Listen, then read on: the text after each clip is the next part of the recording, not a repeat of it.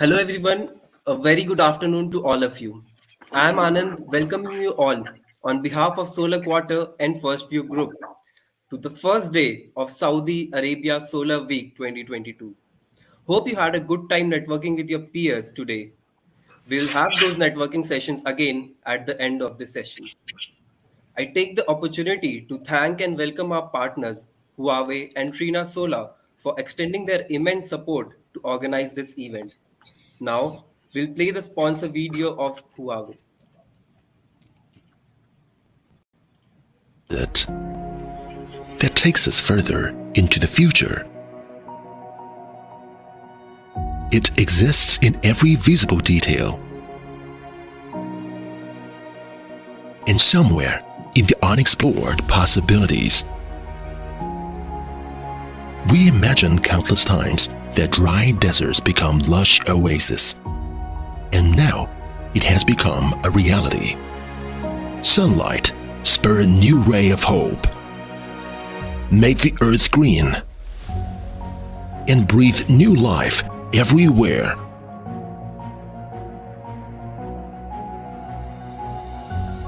The size from rural to urban areas get simplified gradually, conserve the nature, and ensure seamless connectivity.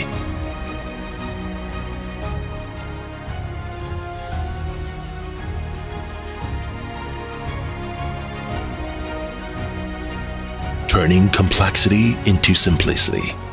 Modular construction of data centers is designed for an intelligent digital world. To unleash cloud computing potential and to accelerate the smart future.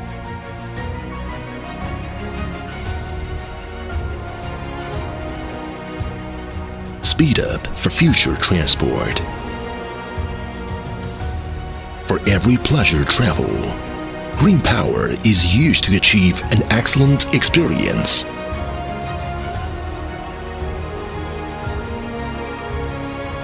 Modular power can be highly integrated and applied everywhere.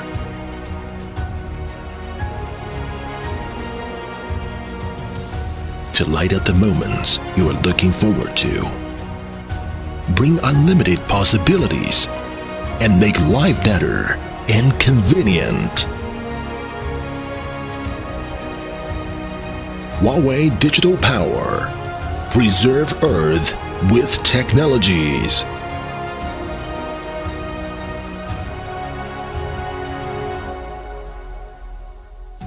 For zero carbon, smart society.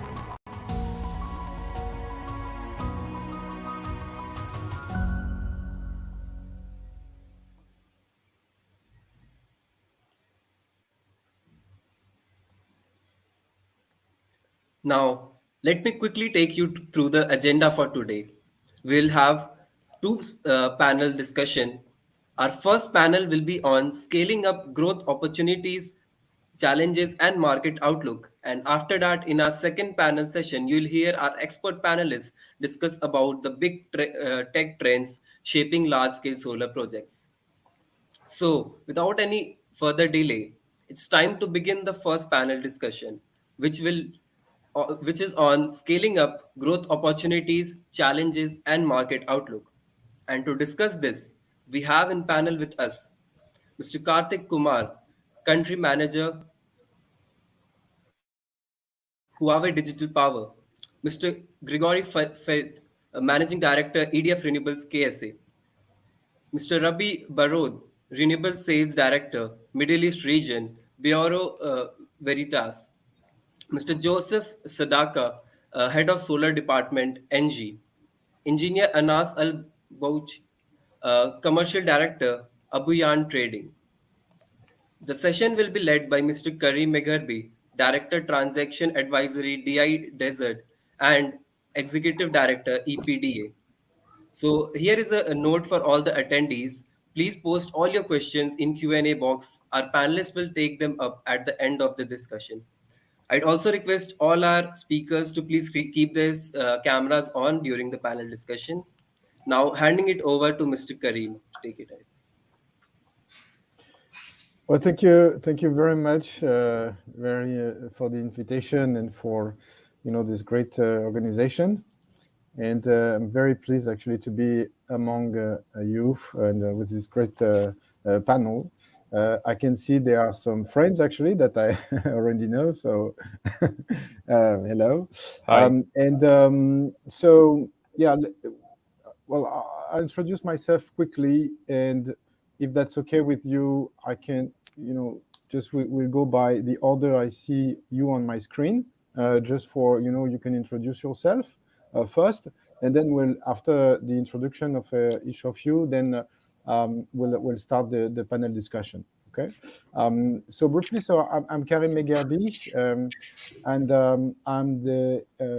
I'm a director of transaction advisory for a think tank of the MENA region called DII Desert Energy.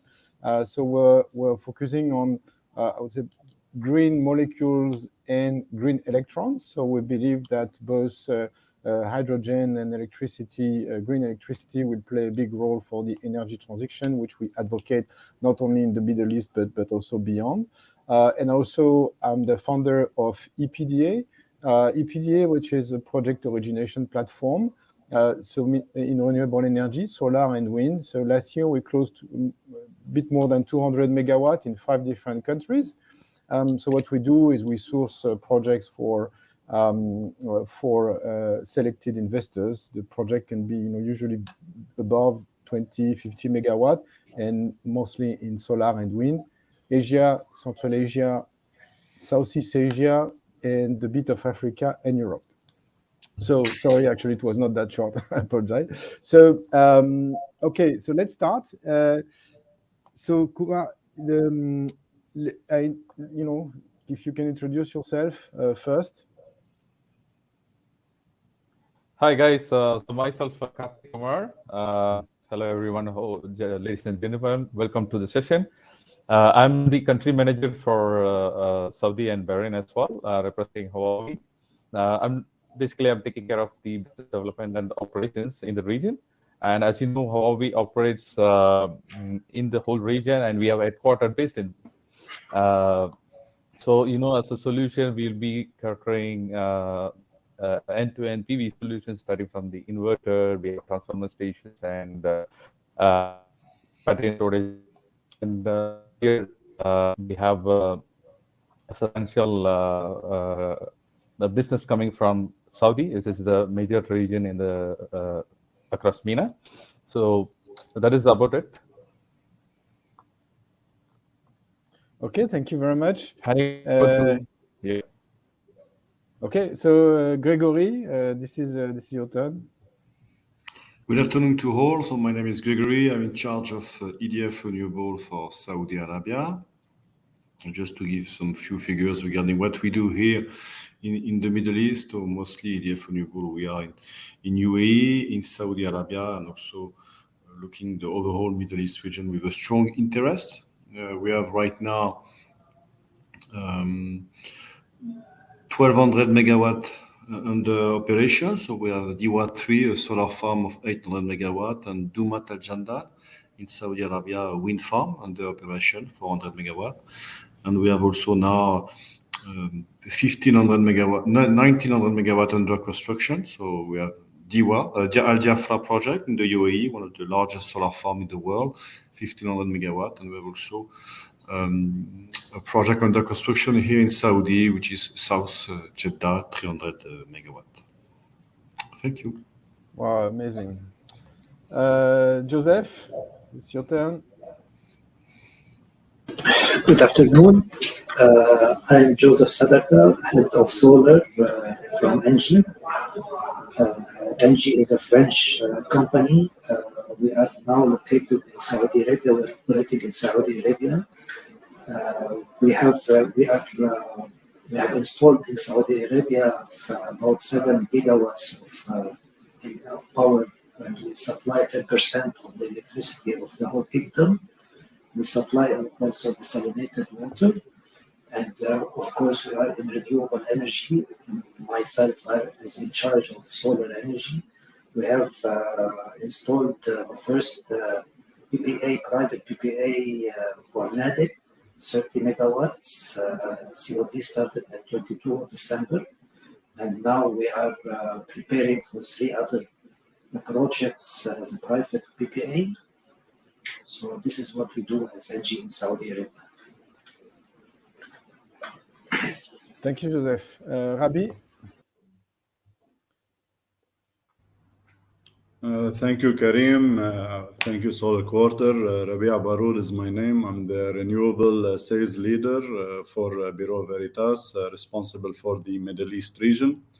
So we are a technical advisory company, a French company with more than 4,000 employees in this region, almost 42 offices in the Middle East. 3 of them are in Saudi Arabia. So we act as a technical advisory provider for owner engineering, lender technical advisory for solar farms, wind farms, CSP, hydropower, in addition to our traditional services, which are the TIC, testing, inspection, and certification. Thank you. Thank you, Rabi. And last but not least, Anas, it's yours. Yes, hello everyone. Good afternoon, good evening, good morning, wherever you are. My name is Anas. I am Commercial Director for Abu Nayyan Trading. We are a group of companies based in Saudi Arabia, established in 1950. Our trading arm is Abu Nayyan Trading. We have a range of products related to electrical products, water, wastewater, power, heavy machinery, and other related products to the water and power segment, basically. We have been a value-added partner for Huawei and other complementary products when it comes to solar. We've been active in the last 3 years in the solar market in Saudi Arabia, and we have a lot of references related to supplying of solar products in Saudi Arabia that we'd like to share some experience with the whole today. So again, thank you, Karim, and thank you, gentlemen, for this invitation. Okay, great. So, well, thank you, everyone. I can see that we are very, we are covering almost all the value chain: equipment, technical due diligence, so development, investment, and everything. So this is great. So we'll have a good discussion. So let me start with I would say, general introduction about Saudi Arabia. We've been monitoring all the solar expansion in Saudi Arabia for the 5 years, for the last years, and we know that the program has been delayed, and now it started a few years ago, and now it's getting bigger and bigger all the time. Now we also have this announcement of going to net zero. We know that also the country is going into green hydrogen, which will require also massive development of renewable energy. So there is some kind of extraordinary market which is taking place. At the same time, we also see some delays, right, in the implementation of the projects, and we're not sure also about the C&I market, how it is growing, etc. And so we're just wondering, what would be the regulatory framework, what are the bottlenecks, and how to solve that. So having your experience and your feedback would be is a great it would be a great contribution. So well, again, I'm just starting with the order I see on my screen. So Anas, you so tell us more about your business. I understand that you're mostly active in rooftop in the rooftop area, and so how is the rooftop area actually in Saudi Arabia? Karim, frankly, we have been in this market now for almost 4 years. The market, as you mentioned, has been slowed a little bit in starting in the regulations and so on. However, we see a huge interest and a huge movement happening today as we speak into this market, especially when you talk about rooftops.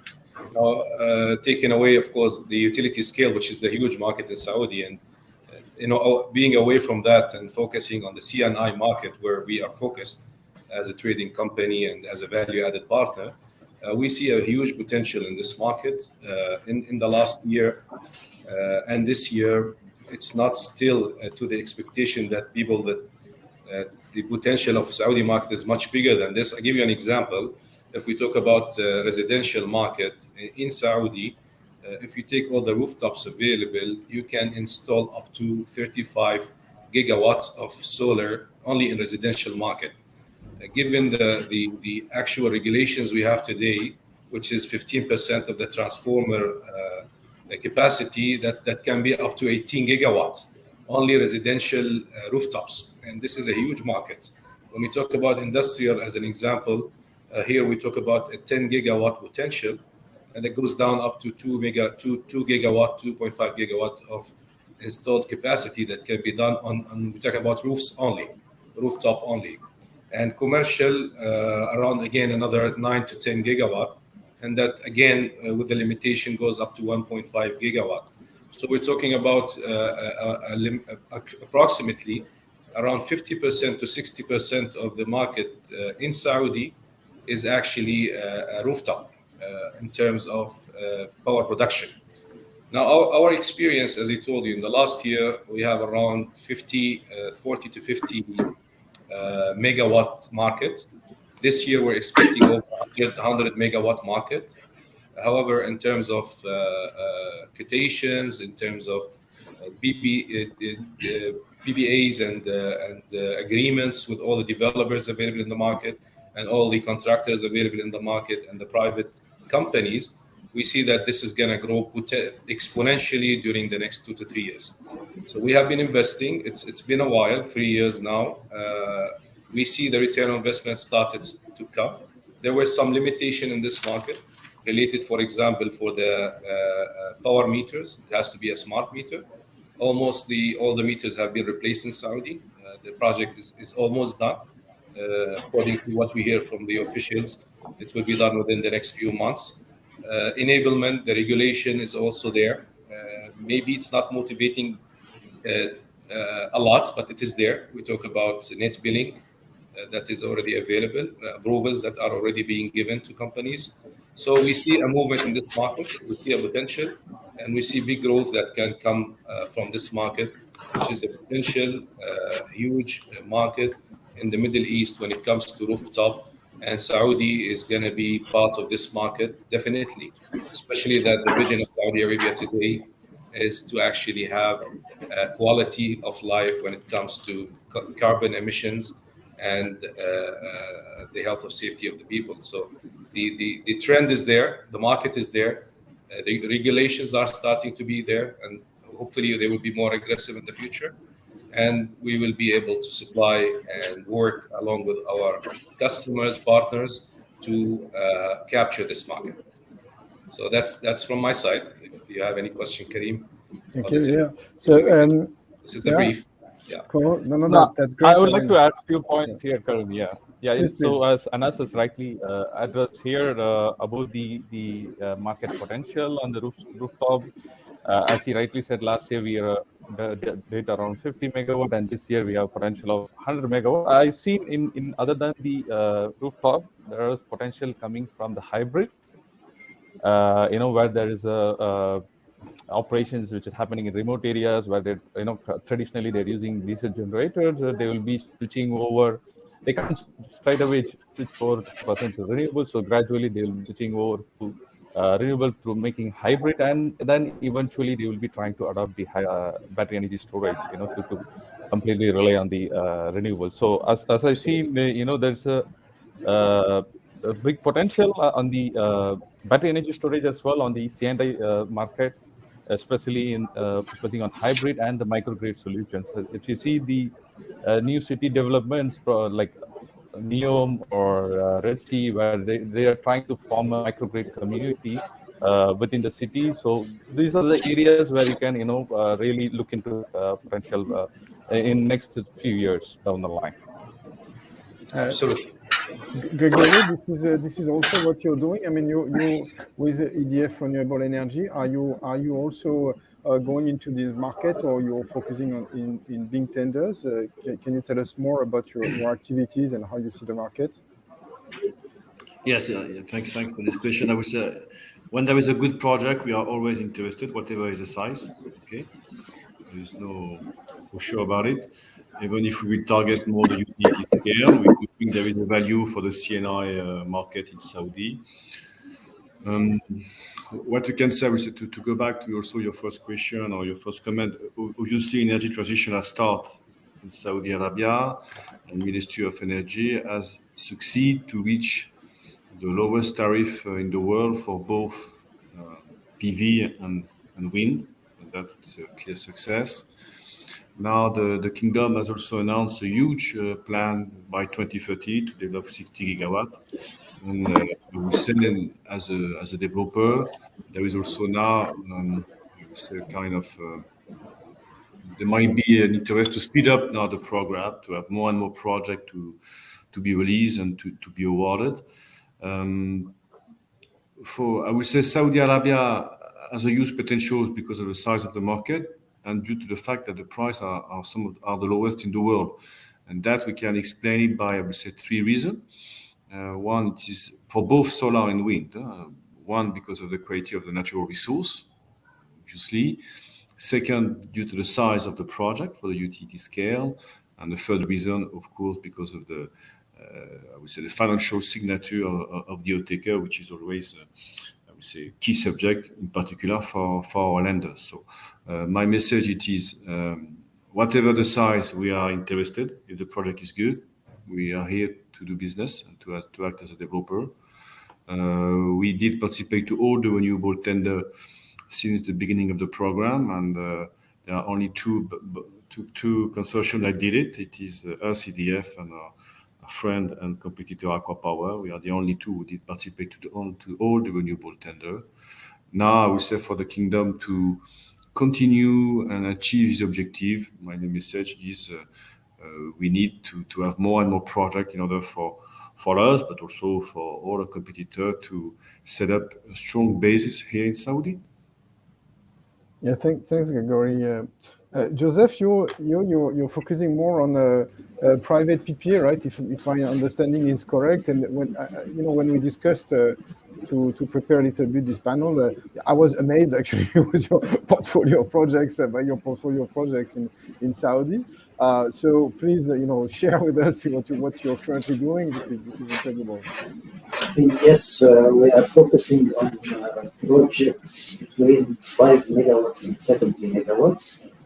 We are targeting the industrial sector. We are targeting the industrial sector that are connected to the SPC and that are producing their own power by HFO gensets.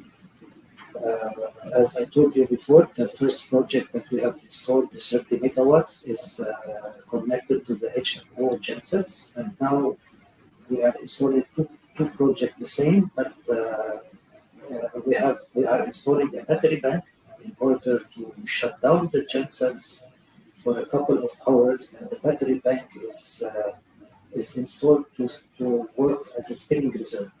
So the line is not very good. I don't know if you can manage to get a better line. Yeah, now it's better. Now it's better. The thing is, okay. There's a metallic sound, so I don't know how to manage that. Now it's good. Okay. Yeah. Okay. Let's see. Yeah. So our installations mainly are focused on the factories that are located remotely, that are operated by HFOs. So now what we are doing is that we are installing, as a first step, a solar power plant with a battery bank that will take care of the spinning reserve. And at day, all the HFO gensets will be shut down completely. And at night, they will come again. This is our first stage, our first step as an installation. The second step that will come maybe in a couple of years, that we will install a big battery bank that will operate at night, or we will use green hydrogen or whatever. So this is what we are doing. We are waiting for the wheeling. If the legislation will help us in the wheeling, we will try to install some projects that will supply power to the Al-Mudun areas where the factories are consuming a lot of power, but until now it's not happening, but it will happen soon. Okay, thank you. So, Ravi, we're hearing about energy transition, 60 gigawatt, rooftop, CNI.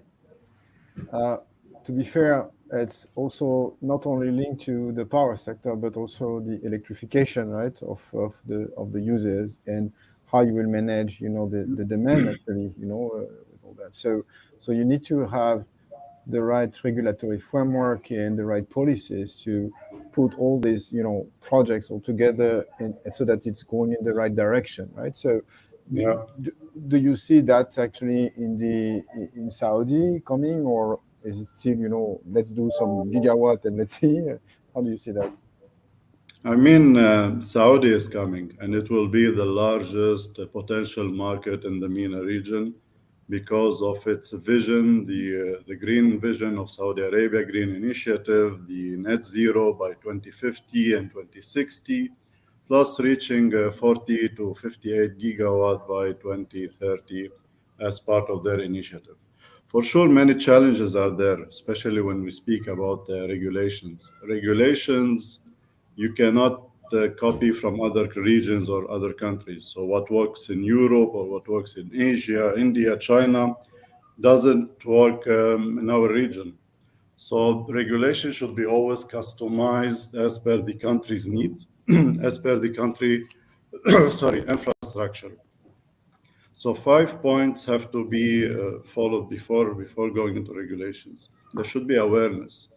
If you look at the C&I market, and I'm sure NG, EDF, and other big players in the Saudi market, they realize the lack of awareness. Not most of the customers are aware that they can reduce their electricity bill by 30 or 40 or 50%, plus the lack of expertise. Hiring a solar professional or wind professional in our region is really a big headache.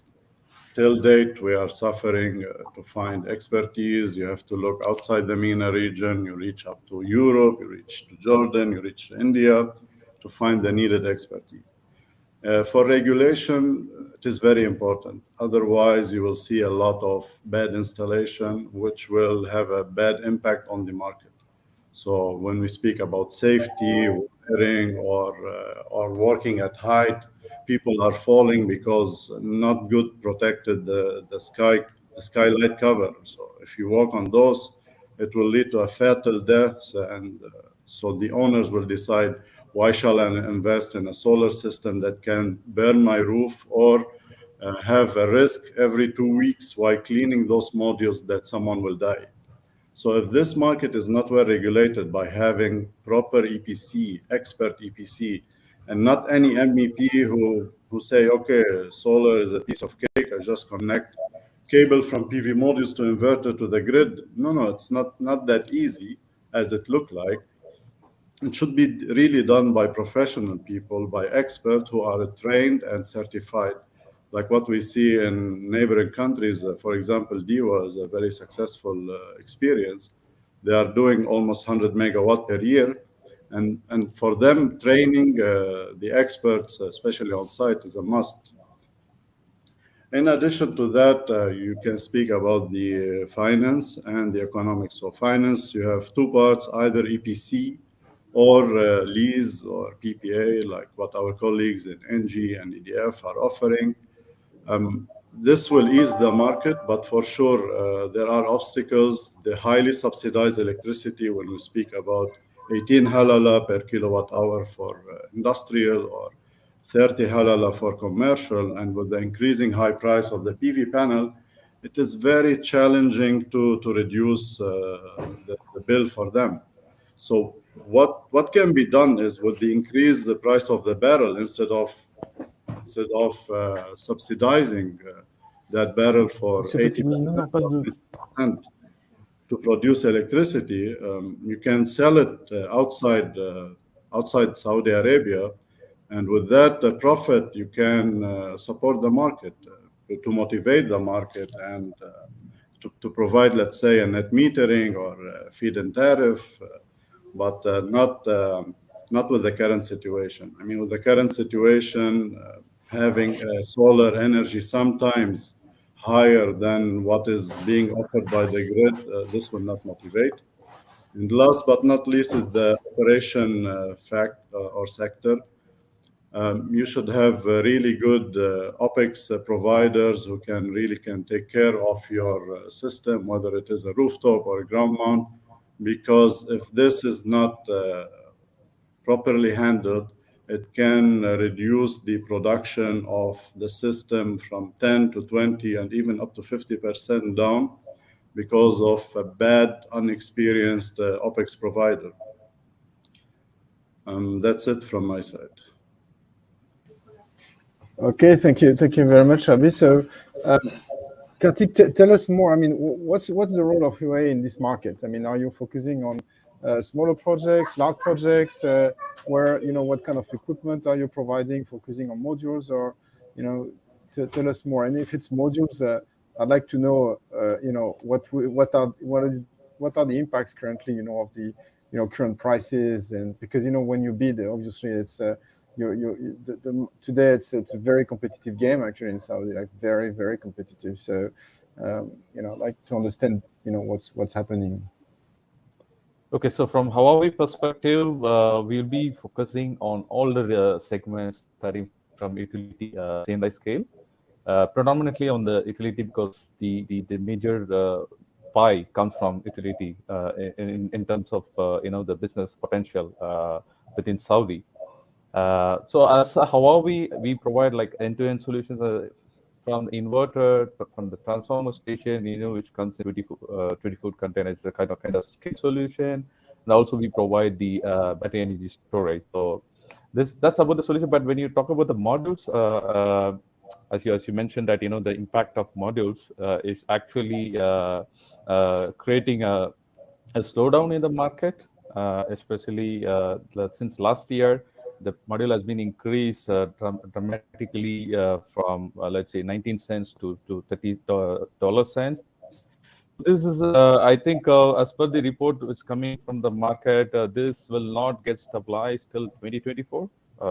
I mean, I believe it will come down maybe around 23 to $24 in 2024. So this is actually a bit challenging for everybody, from the participants or the key stakeholders in the industry. So that's it from my perspective. Okay, thank you. Okay, it's understood. Well, Gregory, what's your sorry, I have my kids around me. So, sorry.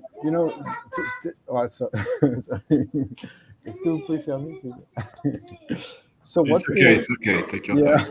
So I have three, so it's no. So Gregory, what's the situation? I mean, you are currently, building plants in. I think it's Saudi. Are you? Is it currently in construction? I mean, for sure in the UAE it's in construction. So, what's the situation today because of the modules, etc. That would be my first question. And the second question is that how is the policy evolving? I mean, you are a key player, obviously, in Saudi, together with Aqua and so on. So I guess you do have some interactions with the government, and plus EDF, renewable energy, and EDF. You're obviously very at the top actually of the energy transition, with many ideas, many products, etc. Do you have this interaction with the government to be able to somehow assist in the shaping of the policy, and how what are the key points that you see coming in the coming years? Okay, so for your first question, we are constructing a solar farm both in UAE and both in Saudi. So in UAE it's 1,500 megawatt, and in Saudi it is 300 megawatt. So obviously it is challenging. Okay, but I do think it is when it is challenging that company like us, we bring, I would say, all of expertise in order to achieve the project. Okay, because we always here we are committed, but when you have to execute, it is where you see the commitment, and we are fully committed to, I would say, to achieve the contract we bid for. So the situation is challenging, and I think it is for the EPCs, for the module supplier. Well, we are working to find solutions that are at the end good for both of the actors of the value chain. I think that the Middle East and Saudi in particular, we have also to, I would say, to have a macro view. Okay, we can sign a contract for solar at 15, 20, $12 per megawatt hours, but we have to keep in mind that today in Europe, the price is $250 per megawatt hours. And that it is something that is obviously when the barrel price is at $40 per megawatt hours, or when it is 100 as it is today. And obviously I don't want to discuss more about also the situation, energy situation and the worldwide situation with what is happening in Ukraine, but it is creating tension. But my view and our view from EDF Renewable, I would say when it is not easy, it is where we can bring our full added value. Now regarding what could be the key regulation or the key enablers to continue to I would say to expand the renewable market in Saudi or the Middle East. Me honestly, I'm not here to comment what will be the decision being taken by a government. Okay, it's up to the state to decide if willing, if net metering, if will be good or not. Of course, I have an opinion, but I'm not here to say what they should do. We will adapt ourselves to the market. The same regarding the will to create an industry. There is a criteria to localize. It is up to the government to make the choice, and if they want the support of utility like us, we will do. But I will never comment. I will say publicly. I would say in order for the Middle East and Saudi market to, I would say, to continue to grow and for players like us to continue to invest, we need more projects. We need more projects, and so far today, as we have 2 projects under execution in Saudi, we want more. We are ready to invest. Lenders are ready to I would say to lend money. I think it's a good time for Saudi to continue to speed up their program. It can be for the CNI market, it can be for rooftop, but it's also the case for the utility. We are waiting now for the 4th round of Ministry of Energy to be released. It will be a huge one with a major wind project, potentially a new also renewable technology that can be released. So our objective is to continue to participate, to show our commitment, and I would say when you don't have any project, you have issues, and when you have project, you might have problem, and we are very happy to have some problem to solve today. Indeed, and it's better to have projects and solve the problems attached to them than not having any project, because obviously you can always find a way to solve these problems. Joseph, I'm not sure I saw Engie actually in the utility scale space, right? It's so you're mostly focusing on CNI, and correct me if I'm wrong. And on CNI, can you tell us more about the potential that you see in terms of megawatt in the coming years, and also how you approach the business model, like in particular, like financing, technical solutions, and so on. Tell us more about that. Well, the potential in the market for the C&I is huge. Saudi Arabia, we have a lot of industries that are in operation, and especially what is helping us lately, the announcement from Aramco and the Ministry of Energy that they will stop supplying HFO for the remote areas, factories like cement factories and all other factories. So this thing is triggering the market in solar. So our business model is that we are investing 100% in the solar. We invest and we supply power for 25 years, and we pay 25 years to our off-taker. Our price is competitive, especially as you know what happened at Medic. And things is going good. what I am seeing is a couple of megawatts, 100 of megawatts. I think within the 2023, I'm 100% sure that we will be operating more than 100 megawatts of projects. And I hope in 2030, a couple of gigawatts. Why we are not tackling the big utility scale? Because our competition is very high. So we think that tackling this kind of project, a medium-sized project, is better for us. Okay, I see. Well, it's a but anyway, you're tackling good project size actually of tens of megawatts, which is already great. You're investing full equity. Are you considering doing project finance also for these projects? Until now, what we are doing, the projects less than 50 megawatts are financed 100% by NG. But there are a couple of projects that we are partnering with some local entities because they own the plant, so they finance about 25%, and we finance about 75%. But our strategy is that everything below 50 megawatts, we are 100% financing.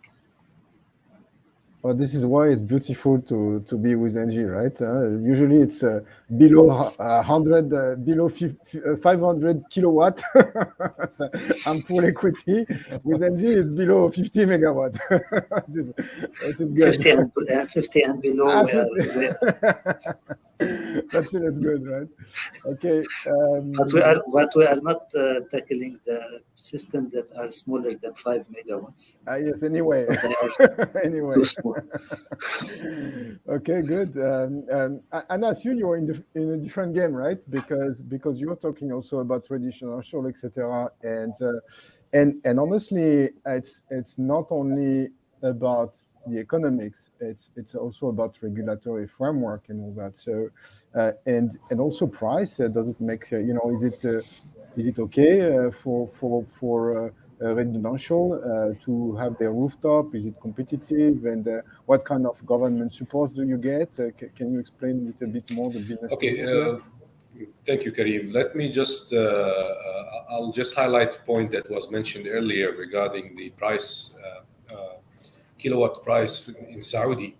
You talk about 18 halalas, and this is for residential only. And it's also for a certain usage. So if you have a consumptions, and most of the houses, they have high consumptions, so they will go above the 18 halalas because they will be using more than the allowed consumptions within the regulatory. So it would make sense, for example, for any house that is paying more than 3,000 riyal per month electrical bill, a big house or a castle or residential, it will make economic sense to go for solar rooftop. And in this case, the ROI will be less than 10 years. It could be 6 to 8 years, depending on what kind of a system you're installing. Now, when you go to commercial rooftops, so as we speak today, for example, all the malls or the agriculture companies like Al-Marai, for example, mentioned by our colleagues, our friends, for example, Nadic and all these companies, they have a huge refrigeration and cooling, warehouses where they need a lot of power consumption, and they are paying double the residential price. So they're paying over 32 or approximately around 32 halalas per kilowatt, which makes an economic sense to go for a rooftop as we speak. And many of them they have done already a lot of projects in Saudi, tens of megawatts for Al-Marai as an example, and Nadic and many other companies. And this is a big segment. When we talk about, for example, and we have supplied also to Al-Marai through installers and integrators.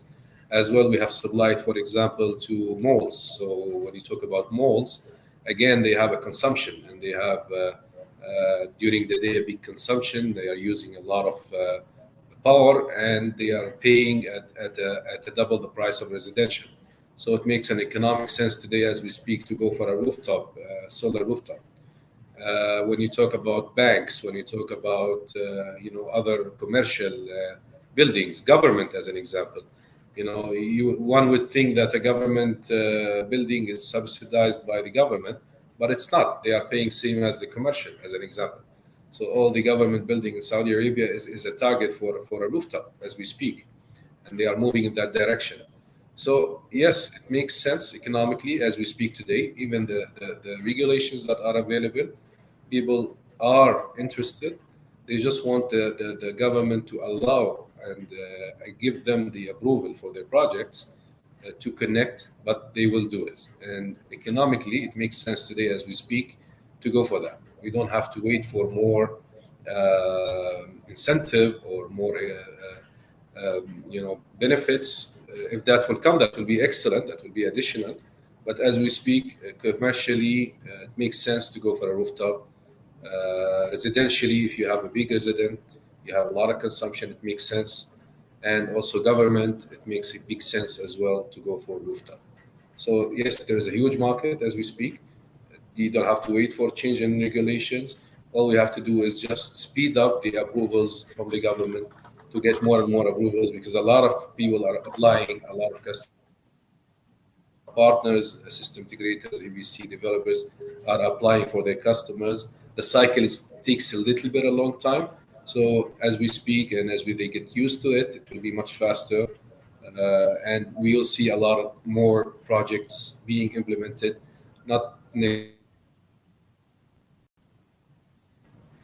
So that's it, Karim, from my side. I hope I answered your question. Yeah, sure. Thank you. And Rabi, this is what you see also. I mean, Rabi, there are two things I'd like to understand. So you can do two. Basically, you have technical due diligence and so on, and also maybe you also are appointed by the government to help them to structure their policies or not. So regarding due diligence, tell us more about at the end of the day, everybody has to come to the due diligence phase, right? So you are aware of what's going on, what's going to be closed, and for the big projects, it's like, do you have any issues? Because all these large projects with EDF, with Aqua, etc. I mean, these are guys like they, duplicate and so on. So tell us more about, the technical challenges that we have today, and also regarding the markets, do you see it's only due diligence for large projects, also smaller projects, and also, do you interact with the government actually whenever you see some troubles, and then you have to discuss with them, how do you see this interaction? Yeah, thank you, Karim. Very good question. Actually, we can act as an advisor for the government when it comes to regulations.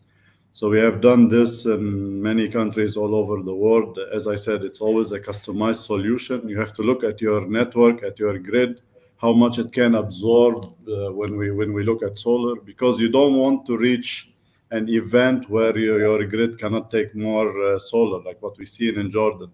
And then they are expanding more their green corridors, more substations, even though they have the highest kilowatt hour of energy cost in this region.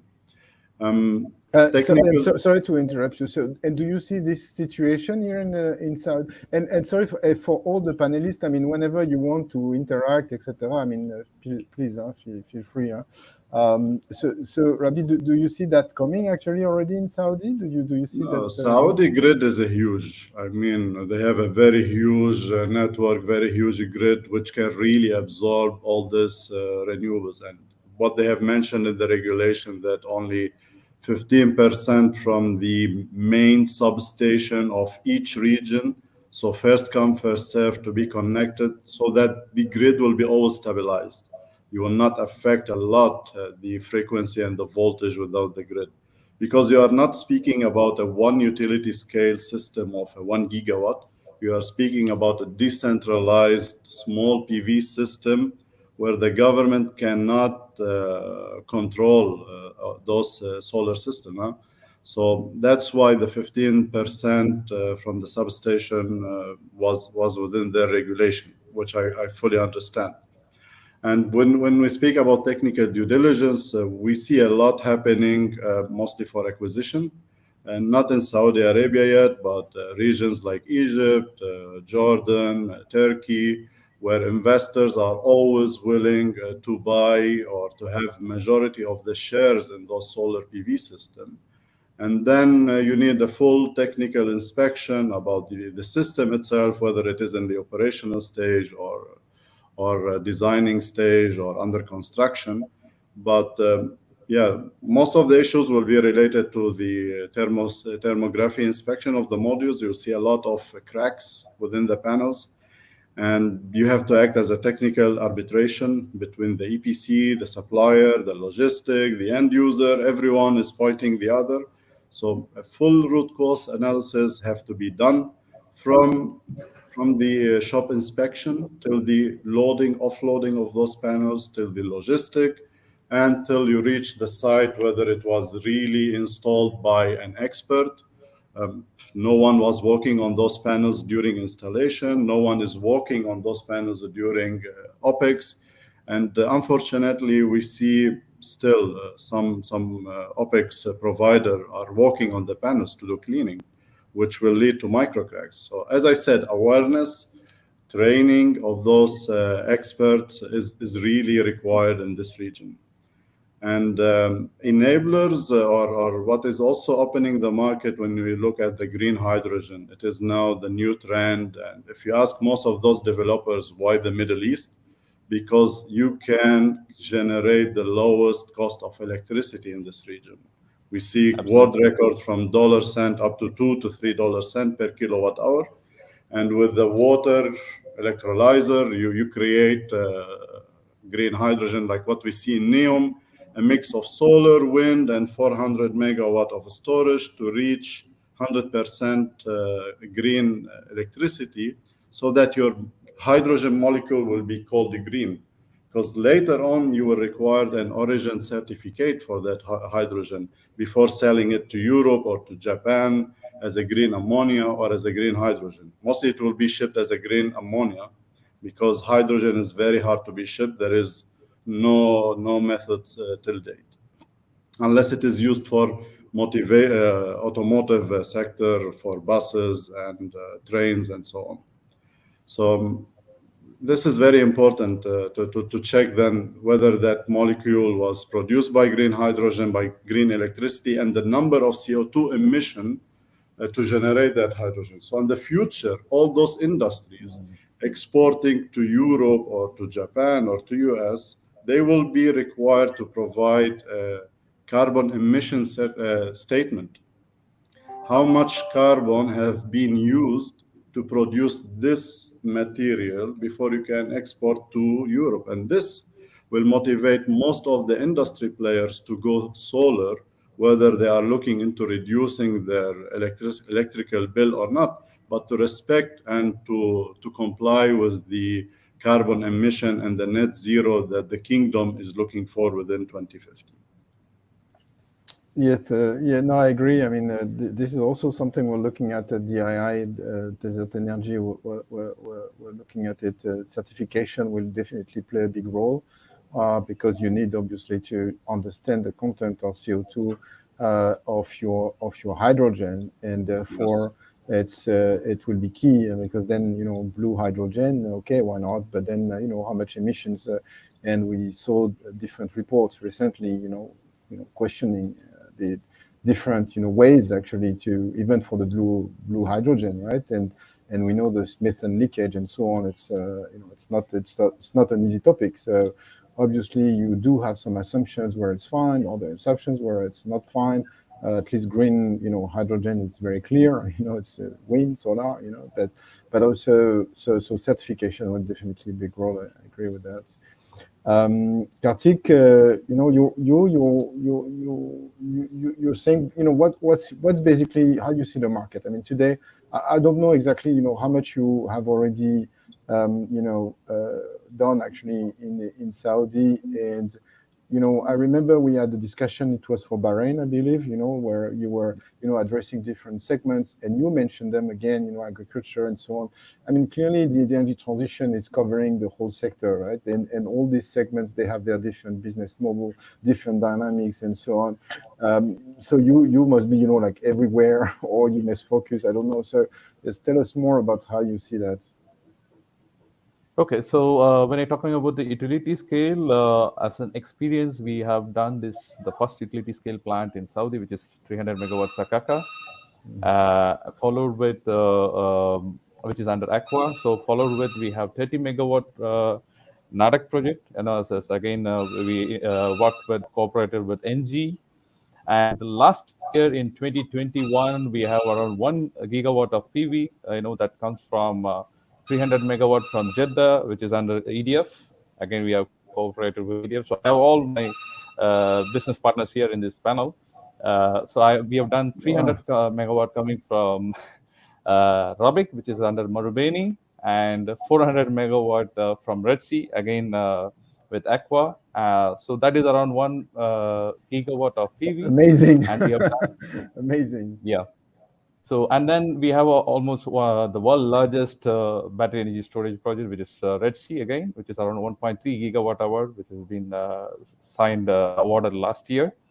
So that was our credentials so far. Out of this, we have 300 megawatt Sakaka and 30 megawatt Nadak is in operation. So Sakaka was operation since 2019, and I think NG was since operation last year. Yeah, but then okay, so definitely you are in this middle of this discussion, right? Because of this module prices, and you're in the middle of it, and so.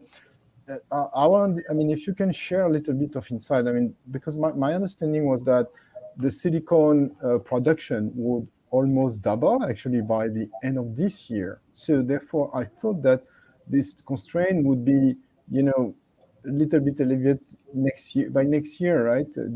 But you are mentioning 2024. So just a few questions. Highway, are you also in the polysilicon or not? If you're not, how do you see this? No. Okay. As so tell us more. Module, the increased module prices impact the whole stakeholders in the industry. It's not as in the expense supplier, the developer, the differentiate from the EPC perspective. I think using from China because sorry, the line is breaking actually. The line is breaking. Audible? Not very good. Audible? You're breaking a lot. I don't know if you can. Maybe so can you switch off your camera and then and just keep your audio on? Then maybe it will get better. It's a good point.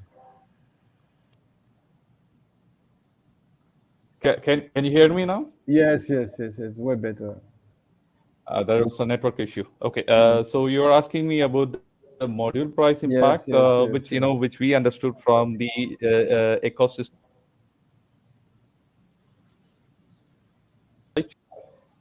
We believe that it's not going to be stabilized till 2024.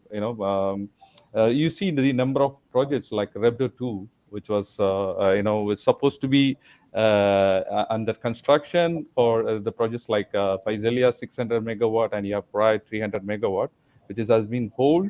And even you say any projects which is under construction like Rabik, Jeddah, or the Sudair, which is one of the largest in Saudi, is around 1500 megawatt. So all the projects are in construction, but the modules, the procurement of modules has been on hold. Presuming that all the stakeholders, they're thinking that the modules price will be stabilized or it will goes down. But this is a $1 million question, that has to be answered by the module suppliers. I mean, I see the Saudi government is trying to take more initiatives to see how they can develop an ecosystem within the country. I believe there have been some of the investments coming from desert technology. There are a few investors. They are trying to invest more on localizing the PV modules, trying to compete with Chinese market. But I believe it's a bit challenging, to address this. Okay, clear. And then I think it's been an hour now. So should we conclude now, or? So we actually have few more minutes. So 3 more minutes. no, few more minutes. So like around 20 Okay, minutes. that's fine. So, okay, good. I didn't see the end of this. Okay, good. So, well, Joseph, you told us about the business model. We understand that we have some model issues. To be fair, we're working some what we call open access projects in India, and which is kind of CNI thing. And the impact, of the module prices and also raw material, it's really big actually regarding the electricity price that we can provide. And certainly it's slowing, although people are still developing the projects, it's certainly slowing down a little bit the signing of the PPA. So I'm just wondering if you see that or not yet, or not actually, because the alternative, which is this HFO, where you're focusing, it's way more expensive anyway. So you're fine with that. And I'm just wondering also, how many megawatt do you have, still, outside of the grid, like off grid with this HFO? Is it a big market, or at a point in time you will switch to this grid connected basically projects? Well, actually, we are not focusing alone on the HFO projects. We are focusing on also on factories that are connected to the grid. But it's sure that the cost of the PV modules will affect the price of the PPA, of the tariff, because 40% or more than 40% of the price of the cost of the tariff comes from the EPC price, and the EPC price is affected more than 35% or 40% by the PV module. But what we were forecasting that at the end of Q2, Q3, the cost of the modules will go down. I hope that it will stay going down. I am afraid from the current situation, the war that is happening in Europe. I am afraid that it will affect. I don't know if it will affect or it will not affect. But we were forecasting that the cost will go down to $0.25 and less at Q3. This is what is happening. Now I don't know if things will change. But for sure, if I want to come back to your question about HFO and factories that are connected to the grid, but actually in Saudi Arabia, as we have known that there are about a couple of gigawatts of factories that are operating on HFO. So until now, we are working on them, and there are a couple of factories that are connected to the grid, and they are not located at Mudon. So we have plenty of land to install. Until we finish from this, I think the government will let us do the wheeling and will start working with the factories that are located with Mudon. Joseph, I remember that when I heard your, I think it's vice deputy, right, in France, that he made a conference about, was reviewing actually all the different solutions that you were able to provide. And clearly, NG, you're in, everything, like energy efficiency, electrification, and everything. And if Saudi Arabia is serious about going to net zero emission, they need to basically electrify a lot of things to do that. So do you see that in Saudi Arabia, this electrification process, changing the operating processes, industrial processes, and going into electricity? It started to we are starting to see this from the announcement that was done 2 months ago from the Aramco that they will stop supplying HFO. So I think it is coming, but it will take a little bit of more time. Now what we are doing is PV, some wind, and in energy efficiency, we are working with some cement factories to heat recovery, and we are producing some electricity by heat recovery for a couple of cement factories. Yes, it's coming, but it will take a little bit more time. Waste to energy, a factory that I know, a cement factory that I know that is trying to install the waste to energy. Yes, it's coming. It will be big also. Because Rabi, we were discussing about green hydrogen, and obviously, when we talk about cement or steel, that's the game, right? And at the same time, today in the market, I'm not sure there is any premium given to green steel or green anything. There's no premium today. So basically, you need to be competitive. And as you mentioned rightly, Saudi Arabia, among other similar countries or places, they would be in a position to produce the lowest cost possible of green hydrogen, and therefore any product using green hydrogen would be at the lowest cost, basically. So, but for that, it will take some time, right, to invest in electrolyzers, decrease prices. So you do need to see equipment. I mean, you do have to see some pilot projects coming on, like today, like green steel and things like that. Is it there in Saudi? Do we see that or not yet? I'm not sure. I didn't see that so far, but I believe they have to look into it to be implemented part of their vision and part of the net zero. Net zero within 2030 or 2050 or 2060 is not that easy, and it cannot happen within 1 or 2 years. You should start from now with the energy efficiency, with the green products, or like stopping the HFO production or supply to the big industrial parties. This is a very good effect, and it will bring more access for renewable powers to replace those HFO genset. But it could come in the future. So far, there is no enforcement for any of those big players to go green. There is no motivation. So unless it is linked to the CO2 emissions, which will be needed for exports, yes, this will motivate the market to go more green, regardless whether it has a financial advantage or not. Yeah, and it's the same as for residential. I mean, if you're serious about having a distributed network and lowering the demand, and etc., you do need, as you mentioned, actually smart grid, smart metering, etc. And so you do need to somehow invest in new kind of grid somehow.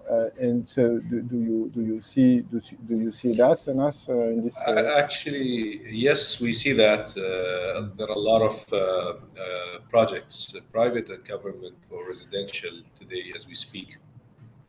They are focusing on these points, and they are focusing more and more on how to become green.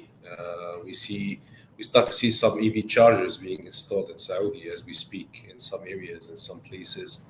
Also, we have a government entity called Tershid. Tershid is responsible for making the efficiency of all the government buildings to bring down not only the buildings, but even the infrastructure, like the street lighting and the universities. I'm sure everyone or almost all the people are aware of what Tershid is doing. And as a ESCO is working with Tershids, they are helping the country to become more and more closer to the target of having a net zero in Saudi, because you are saving a lot of consumptions of energy from huge consumers like the government buildings, the universities, and so on.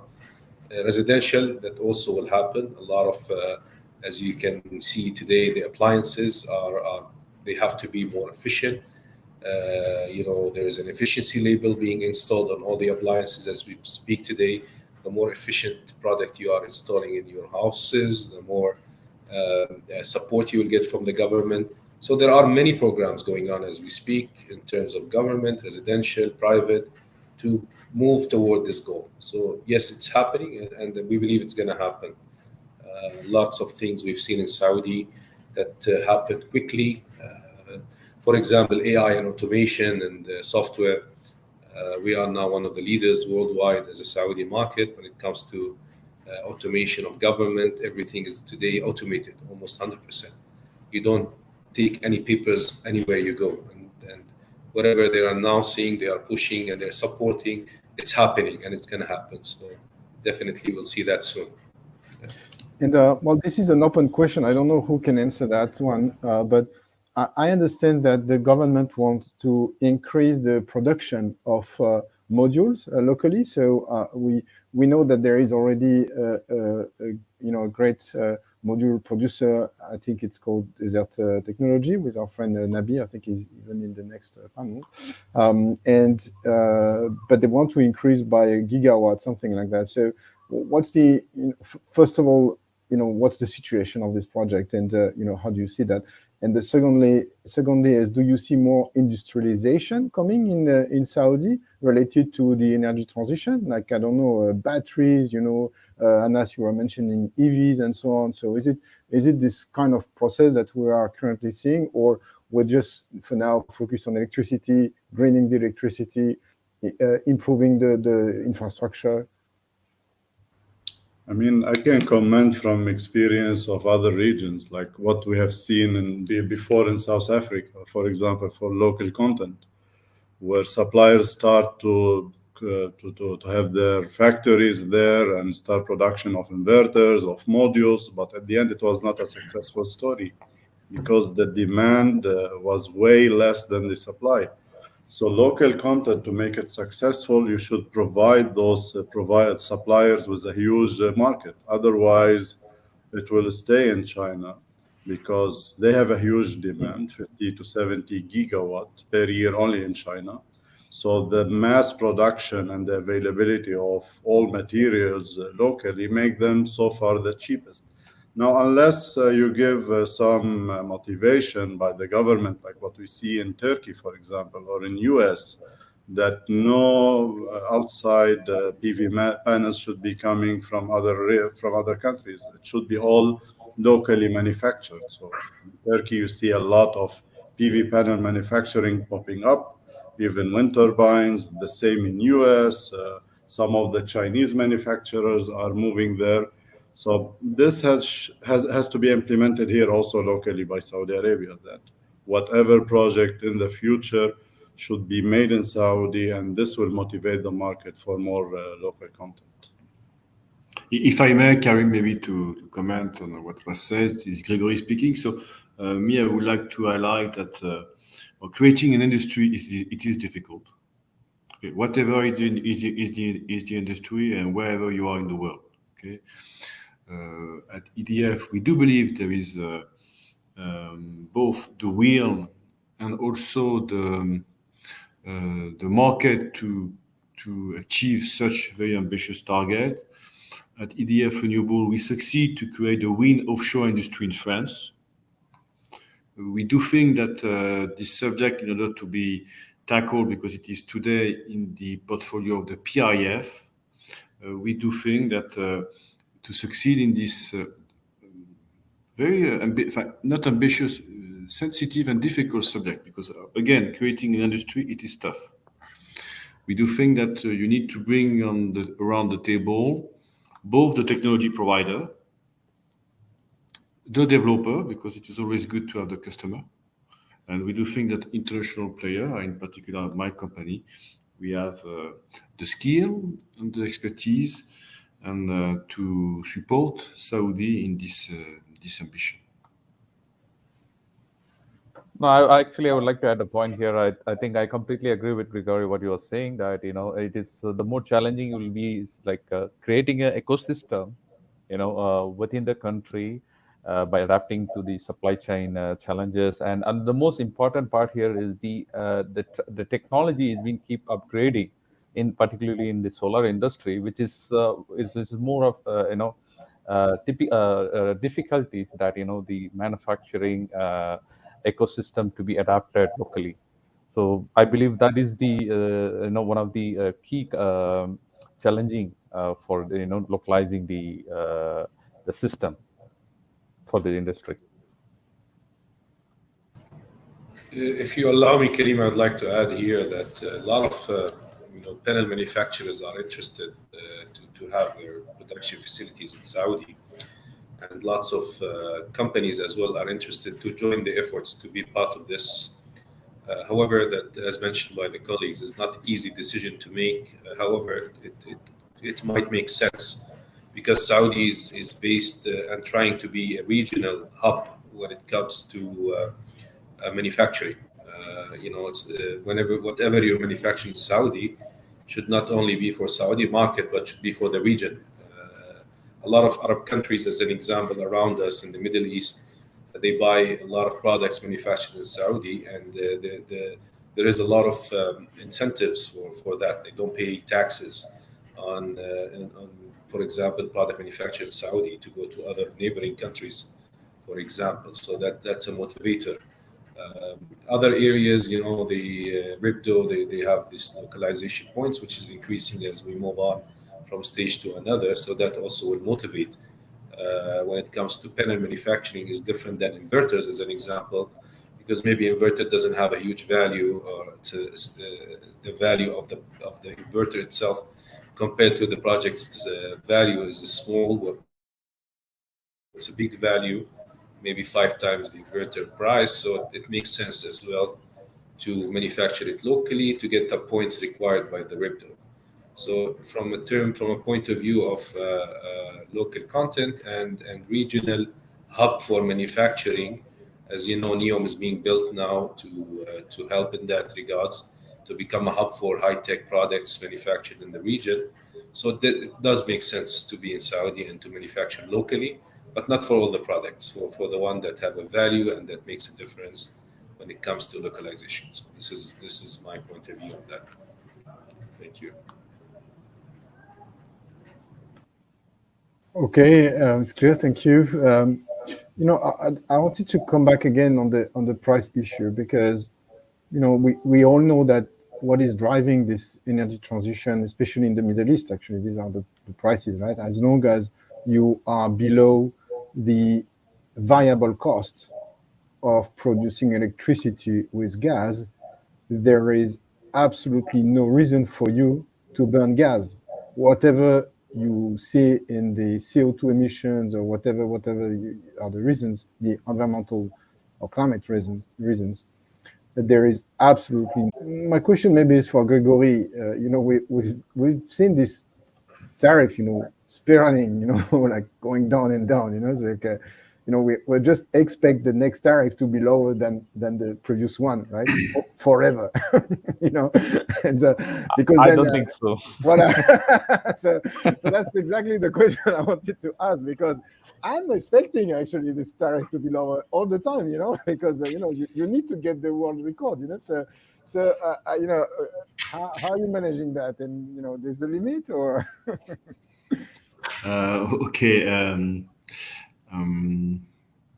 Now, I would say in the short term, I would not expect the world record for PV to be beaten. Okay, to be frankly speaking, I do think that there is the current situation for the module price and availability is there is a challenge today. Okay, regarding the module price and availability, it should be solved in the months or midterm perspective. Okay, but at least if we need months, then I do expect that it will be potentially challenging to go below the very good price that Aqua did propose for Al Faisalia. Okay, so congratulations to them. There is not only the module price, there are also some overall costs associated to logistics as well, and as well we have to keep in mind that the oil price today is quite high. So, from my point of view regarding Saudi Arabia, I still think it is better for the kingdom to have the oil price at $100 and a PV price at 15 than having a PV price at 10 and an oil price at 40. So I do think that the price of PV or wind could decrease, not in the short term, maybe in the mid-term, but it doesn't. I do think from my perspective, obviously I'm not neutral, but I try to be objective. There is still a huge interest for the kingdom to add more and more renewable projects. It is 15, 16, $20 per megawatt hours. Again, look at what is the price today in Europe. And you can see that there is a huge interest for the Middle East and the kingdom in particular to continue to develop renewable projects. I hope I answered the question, but if my colleague from Huawei want to give me a cheap inverter, we might work. Exactly. I was thinking about that. No, we don't give a cheaper solution. We give a solution which add more value. Yes. Yeah. But as you rightly said, Gregory, the price of Paisalia was around $1.04 in Rebel 2, and you see, which is around 600 megawatt, and you see Rebel 3, the same developer has been bid for 700 megawatt, which is $1.5. So it makes sense, the price is not going down, and in fact, it is going around, the other way around. Yeah. No, but look, Kartik, there is a way out, right? If you can guarantee, a performance of the inverter higher, that's always, it can impact the financial model. Right? Absolutely, the inverters are the game changer in terms of technology. In fact, we have been launched recently with a new generation we call 8.0, which is something quite interesting. We call as bipolar architecture with the medium size of around 345 kilowatt inverter. That brings tremendous savings to the. That drives the LCOE much further down because you will be saving almost close to 2 cents only on the BOS. So maybe if we can have a different session with all the stakeholders, who've been interested, we can discuss more on that. Yeah, I think that's the same discussion that we're having also with module manufacturers, right? I mean, this balance of plant story where actually you basically improve efficiency and so on, so you decrease and also with the price of raw materials, so you do have the impact. It can impact absolutely a lot actually this LCOE. At the end of the day, whether it is a world record $1 or lower, it is still the cheapest form of energy. The cheapest LCOE versus oil, gas, and nuclear, coal is still solar, maybe solar and offshore wind. And it should not be a race only who will break the cheapest price, but to comply and to justify the net zero and the carbon emission and the global warming, which is happening year by year and getting really more disaster. You see other regions are getting colder, our region are getting hotter, and vice versa. And if you don't keep those emissions controlled, the Earth's temperature as per Paris Agreement, the 1.5 degree, that will not be reached. So renewable is the solution, together with the green hydrogen and many initiative, energy efficiency, etc., to protect the world from the global warming and to reach the carbon net zero emissions. Okay, well, at the same time, electricity is only a portion of the energy, right? And so it's, I don't know, in Saudi Arabia, what's the percentage? I believe like everywhere, 25% or something like that. Therefore, you need to decarbonize the other 75, and that's why most of the countries now. I mean, I would say the countries that are progressing well in the energy transition, or I would say starting actually at the time. So it's going into the electrification, right? It's talking about electrification and lowering the energy demand, and at the same time you green the grid. So if we're not saying this electrification thing, etc., we're still constrained by this 25% only of the energy system, which is the electricity. So let's hope that this will progress in all the different sectors. But at the same time, the issue with Saudi Arabia is more the scope 3, right? That's scope 1 and 2 somehow. So, okay. Well, I don't know. Maybe we should conclude, Anand, now. Yes, sir. So we have one question which Yeah. I'll show on the I'll just show on the stage. Yes, so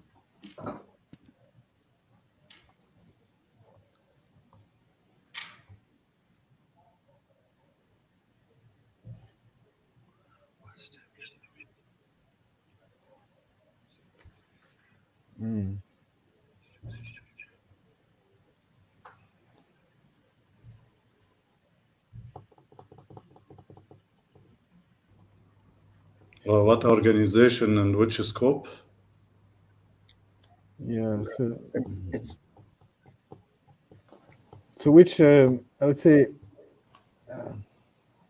Well, the thing is, this question could be to NG, basically, or maybe a little bit EDF also. I don't know if you have coal plants still, in operation somewhere, or gas. No, at EDF we have no coal power plant right now. Yeah, so Well, now, yeah, and now we are not anymore investing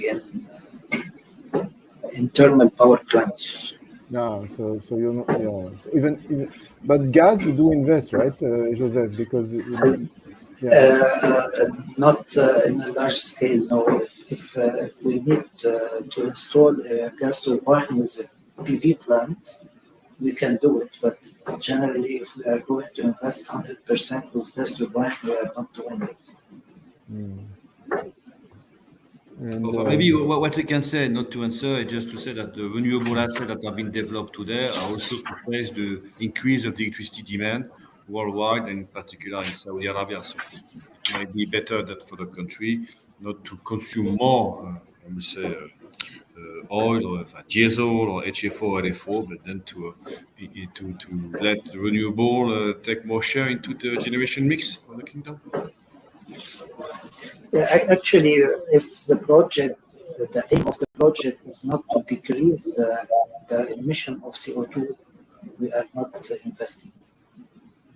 So if the project, if we are investing in a project that will lead up to decrease emission, we are doing it now. If only the for supplying power, we are not doing it. okay, clear. And then you have other questions?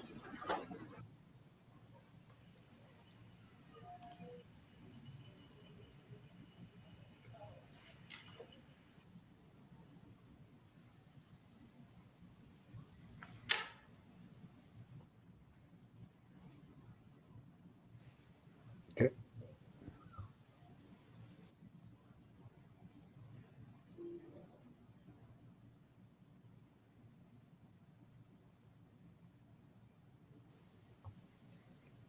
So, Anas, I think we discussed that already, but if you can say a few words, maybe. I think this is mainly driven by the payback period. And as Rabia was mentioning that there was expertise to be on ground, when you look at the long-term perspective.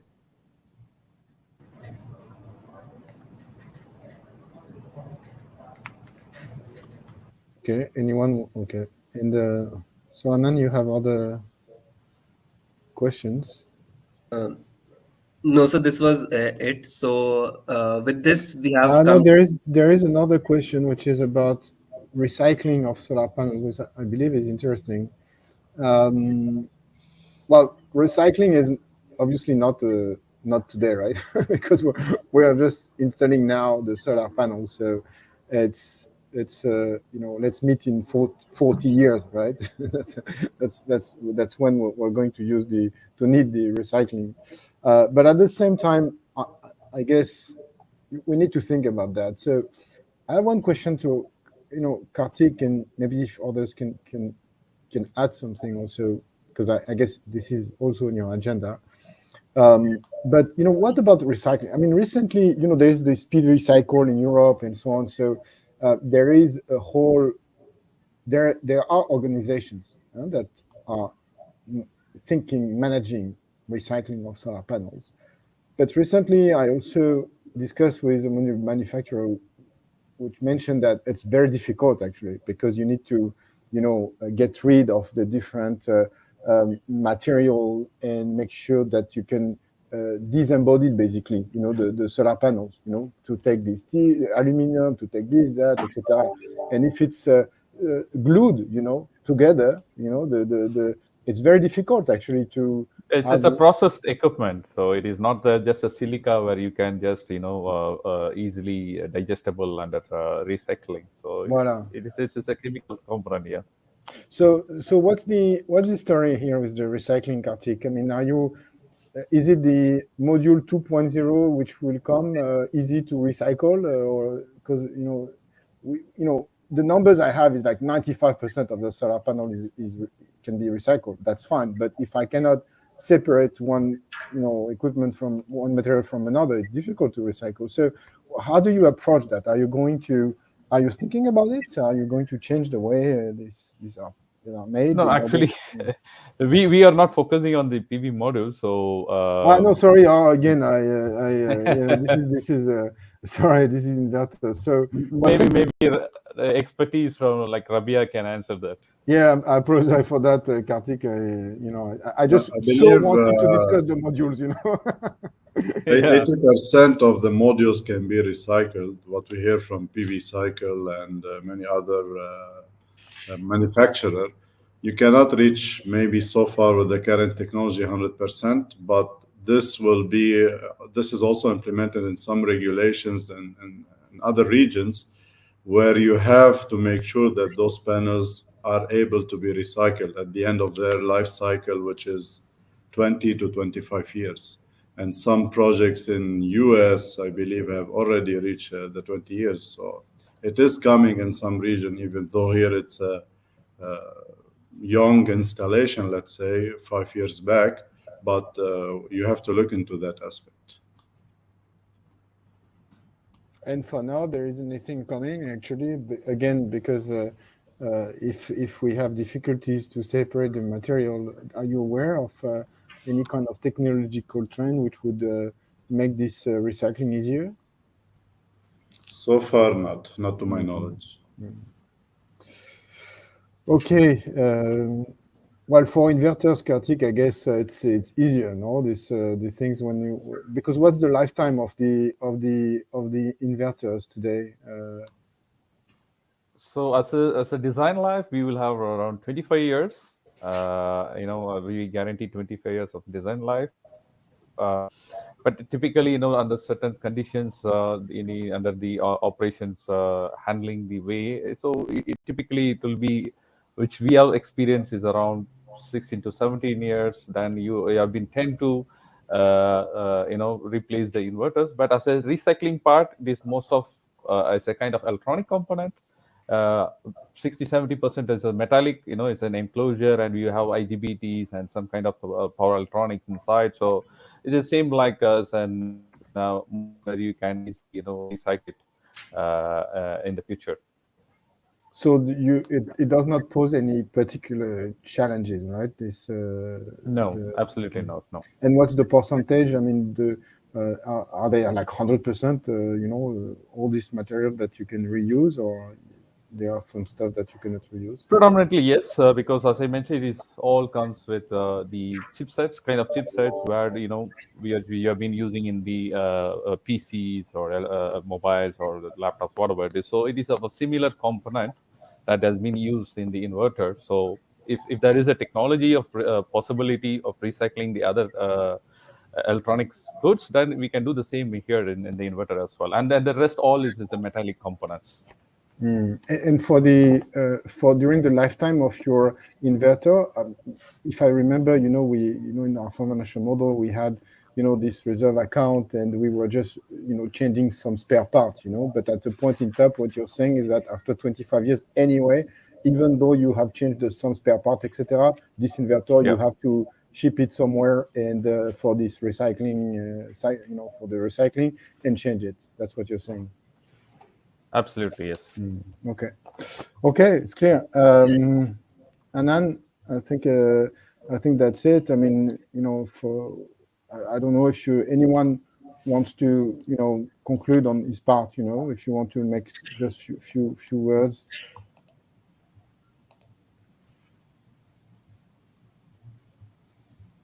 Okay. Okay. So, no issues. Thank you very much, all our esteemed panelists, for this wonderful session. And a very special thanks to Mr. Kareem for superbly managing the session. It was pleasure having you in such a well-planned and high-energy panel discussion. So the show is not over yet. We are taking a Thank you to short all. networking. We are taking a short Thank you, networking everyone. break, and we'll be back with another exciting session in which speakers from L&T, Huawei, and Arabian Kudran will join us to discuss and share their insights on the topic: the big tech trends shaping large-scale solar projects. So stay tuned, network with your peers, and join our sponsors on the networking table. We will be back soon. Thank you. Thank you. Thank you. Thank you, Anand. Thank Thank you. you Thank you, all. Thank you, Kareem, for everyone. the Bye. very Bye-bye. interactive